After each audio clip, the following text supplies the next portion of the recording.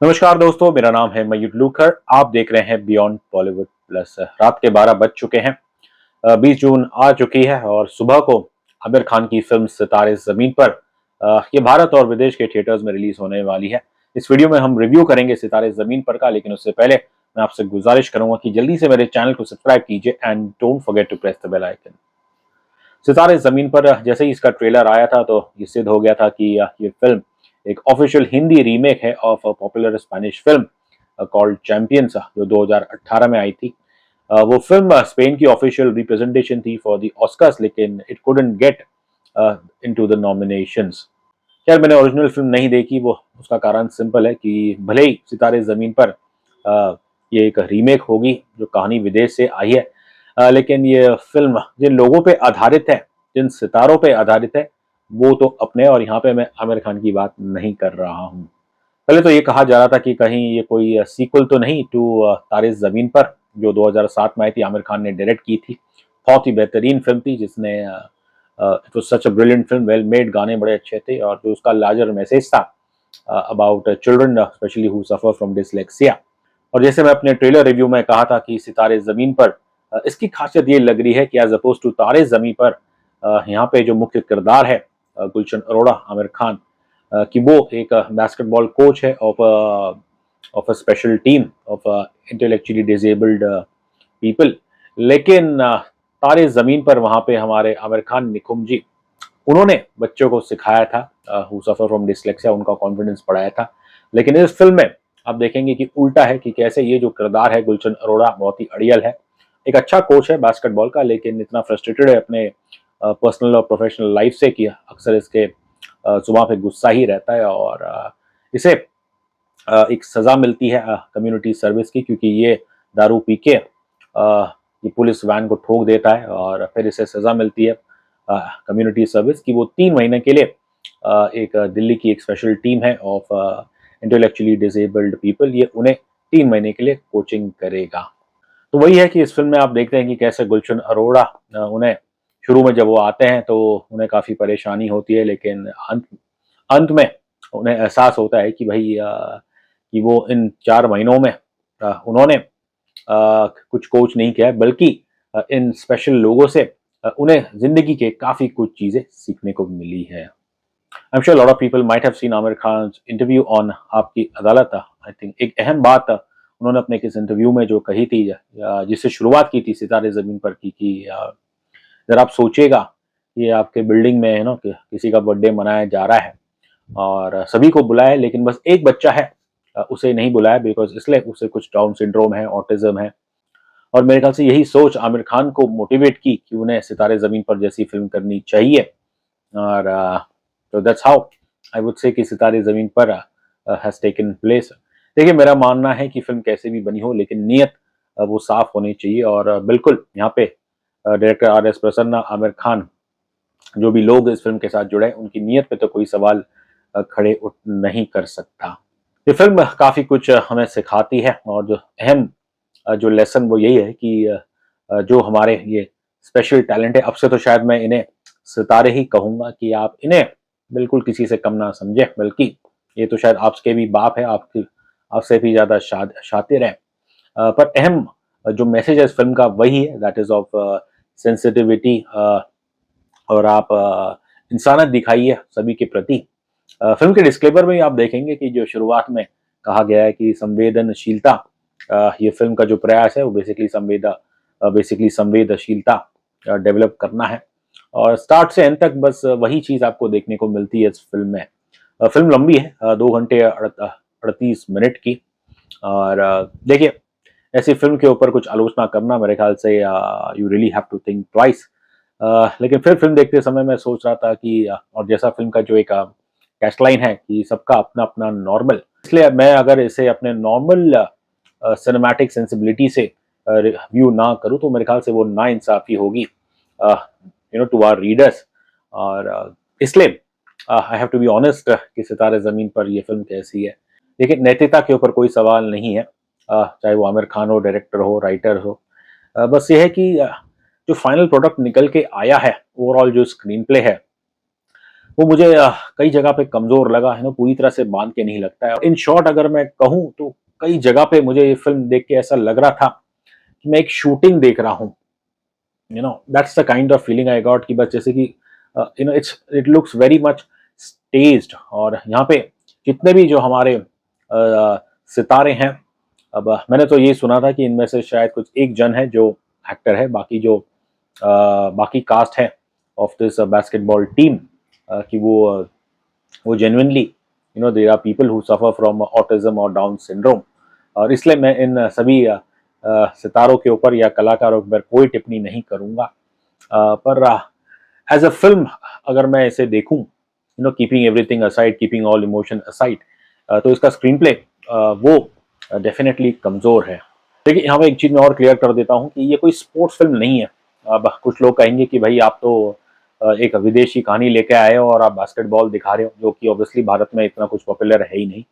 मेरे ख्याल से सबसे अच्छा डिसीजन जो यहाँ पे आर एस प्रसन्ना या आमिर खान प्रोडक्शन ने किया कि उन्होंने ओरिजिनल कहानी के साथ कुछ ज़्यादा छेड़छाड़ नहीं की, उन्होंने स्पोर्ट नहीं बदला, क्योंकि ये स्पोर्ट्स फिल्म नहीं है। और मेरा ऐसा मानना है कि यदि चलिए आप इस बास्केटबॉल को हटा के यहाँ पे कुछ क्रिकेट रख देते, कोई ऐसा स्पोर्ट रख देते जो भारत में पॉपुलर है, इवन फुटबॉल, तो फिर शायद लोग उन चीज़ों में टेक्निकलिटीज ढूंढते। अब क्योंकि हम में से अधिकतम भारतीय बास्केटबॉल के बारे में इतना नहीं जानते, सिवाय कि बस एक बॉल है जिसे आपको बास्केट में डालना होता है, तो मेरे ख्याल से एटलीस्ट जो सेंसिबल दर्शक है, आई थिंक वो इस सितारे ज़मीन पर के अंदर वो कोई एक स्पोर्ट्स फिल्म नहीं देखेंगे। इफ़ यू सी जो स्क्रीन पे जैसा लिखा गया है कि बास्केटबॉल्स के जो सीन्स हैं वो इतने ज़्यादा नहीं है, क्योंकि फोकस जो फिल्म का यही है कि किस तरह ये जो कोच है गुलशन अरोड़ा, कि ये किस तरह इन इन सितारों को ट्रेन करता है और इनके साथ रह के इसकी ज़िंदगी में क्या पॉजिटिव चेंजेस आती है, बस ये वही कहानी है। ओवरऑल स्क्रीन प्ले इतना एंगेजिंग नहीं है, लेकिन फिल्म में कई अच्छे डायलॉग्स हैं, कई अच्छी फिलोसफिकल बातें, और जो आई थिंक अहम बात जो बिल्कुल छू जाती है दिल को कि कैसे कि जो ये बच्चों का जहाँ सेंटर है सितारों का, और वहाँ के जो एक केयरटेकर या जो मैनेजर है, that's Kartar character which is played by Gurpal Singh. और ये गुलशन अरोड़ा से एक बहुत अहम बात कहते हैं कि आम घरों में आप देखते हैं कि कैसे क्या होता है कि माँ बाप है, बच्चे हैं, बच्चे जब बड़े हो जाते हैं, पढ़ लिख लेते हैं, और फिर बच्चे बाहर चले जाते हैं ऑब्वियसली अपने रोजी रोटी के लिए, और फिर वो घर बूढ़ा हो जाता है। लेकिन ये जो सितारे हैं, इनका घर में कभी भी बुढ़ापा नहीं आएगा। तो कुछ ऐसे ही बहुत अच्छे अच्छे डायलॉग्स है इस फिल्म के अंदर, जो वाकई आपके दिल को छूते हैं। और बस प्रॉब्लम यही है कि स्क्रीन प्ले इसे मजबूत नहीं है। लाइक आई सेड बिफोर, कई सीन्स इसमें ऐसे हैं कि बस देखते वक्त दर्शक को यही लग रहा है कि बस मेरे सामने एक शूटिंग हो रही है। एक इमोशनल कनेक्शन जो इस स्टोरी से होना चाहिए था, and which is I would say little surprising, because normally Aamir Khan की इस चीज़ में पकड़ काफ़ी अच्छी है, वो आपको ओवरऑल इस फिल्म में देखने को नहीं मिलती है। अभिनय की मैं बात करूँ तो यहाँ ऑब्वियसली सभी सितारे दे आर ऑल गुड। अभी कुछ शुरू शुरू में आप देखेंगे एक आध ऐसे भी कैरेक्टर है जो देख के नहीं लगते हैं कि शायद इन्हें कोई ऑटिज्म है या डाउन सिंड्रोम है। लेकिन एक अच्छी बात यह है कि फिल्म के अंदर कुछ ऐसे भी सीन डाले गए हैं जिससे आपको इन चीज़ों के बारे में जानकारी मिले कि क्या फ़र्क होता है डाउन सिंड्रोम ऑटिज्म में। सो ऑब्वियसली इन चीज़ों का ध्यान रखा गया है, और सितारों ने, मेरे ख्याल से सभी ने अच्छा काम किया है। देखिए आई एम श्योर यदि ये स्टोरी पहले के ज़माने में आती तो 90% शायद कोई भी फिल्म मेकर हो वो एक्टर्स को लेता था और उनसे ये किरदार प्ले करवाता था। लेकिन अच्छी बात यही है आमिर खान प्रोडक्शंस की कि उन्होंने अपनी इस फिल्म के लिए ज़्यादातर जो इन्होंने एक्टर्स लिए हैं, जो ये सितारे कैरेक्टर्स हैं, वहाँ पे उन्होंने ओरिजिनल टैलेंट लिया है। सुपरस्टार आमिर खान उन्हें जाना ही जाता है फॉर इमोशनली सेंसिटिव फिल्म्स, और भले ही ये फिल्म आई थिंक इसका मैसेज बड़ा अच्छा है, लेकिन बतौर actor I feel sad to say कि बिखरे हुए लगे मुझे आमिर खान की परफॉर्मेंस यहाँ पे। ऑब्वियसली जैसा ये कैरेक्टर है काफ़ी हाइपर है, इसे गुस्सा आता है, तो शुरू शुरू में तो सब ठीक है, लेकिन फिर जब आप देखते हैं कि जब एक बोनहोमी बनती है गुलशन अरोड़ा और इन सितारों के बीच में, तो उन सीन्स में कई बार मुझे ऐसा लगा कि आमिर खान कुछ ज़्यादा ही हार्ड ट्राई कर रहे हैं, और जो हमें जो हम देख रहे हैं पर्दे पे, वो बिल्कुल एकदम नेचुरल एक्टिंग नहीं है, मेथड एक्टिंग जिसके लिए आमिर खान को जाना जाता है। वैसा भाव आपको आमिर खान की इस परफॉर्मेंस में इतना कुछ देखने को नहीं मिलेगा। हाँ, फिल्म का जो एंडिंग सीन है वहाँ पे बिल्कुल आमिर खान नेचुरल है, बिकॉज एक कथाटिक मोमेंट जैसा है। और जब वो इन सभी बच्चों से गले मिलते हैं, और बस आई थिंक क्लाइमैक्स सीन में मेरे को Aamir Khan, the great Aamir Khan the actor वहाँ पे मिले। लेकिन ओवरऑल अगर आप देखें, यू कैन मेक आउट कि आमिर खान इरादे अच्छे हैं उनके, नेक है, लेकिन somehow वो अपने इस कैरेक्टर में जो एक रिक्वायरमेंट थी या जो जान डालनी थी, कम से कम मेरे हिसाब से वो मुझे आमिर खान के इस परफॉर्मेंस में देखने को नहीं मिला। इस फिल्म द्वारा आमिर खान जैसे जो कम हाइट के लोग हैं और उन्हें they get to address body shaming, आप फिल्म में देखते हैं कि कैसे टिंगू बुलाने पे गुलशन अरोड़ा काफी चिढ़ जाते हैं। और दिलचस्प बात यह है कि शुरुआत में तो ये कैरेक्टर खुद स्टीरियोटाइप करता है दूसरों को, खासकर जो बेचारे ये डाउन सिंड्रोम वाले लोग हैं उन्हें बार बार पागल पागल कहता है। लेकिन जब इस पे कोई इसे ठिंगू कहता है तो तब इसे बुरा लगता है, और इस बात का एहसास इसे उसकी माता दिलाती है जब वो उन्हें कहती है कि तुम दूसरों को पागल बोल रहे हो, लेकिन जब तुम्हें ठिंगू बोले तो तुम्हें बुरा लगता है। जेनेलिया देशमुख, जो ऑब्वियसली शादी के बाद उन्होंने इतना कुछ फिल्में की नहीं है, अब मेरे ख्याल से हिंदी फिल्मों में ये शायद कुछ टाइम के बाद आ रही है। वो इनकी एस्ट्रेंज्ड वाइफ सुनीता का क्या कैरेक्टर प्ले कर रही है गुलशन की। अजीब और गरीब रिलेशन है कि पहले साथ में रहते थे, अब क्योंकि अलग हो गए, डिवोर्स नहीं हुआ है, पर गुलशन जाके अपनी माँ के साथ रह रहा है, which is played by Dolly Ahluwalia Tiwari ji. और जनीला का आई थिंक इनिशियल जब वो स्क्रीन में आती है कि रस्टीनेस जो वो दिखती है, लेकिन आगे जाके फिर आप देखते हैं कि इनका काम काफी अच्छा है। जनीला ने बहुत कम काम किया है, लेकिन whenever I have seen her on the screen I found her to be a very promising actor.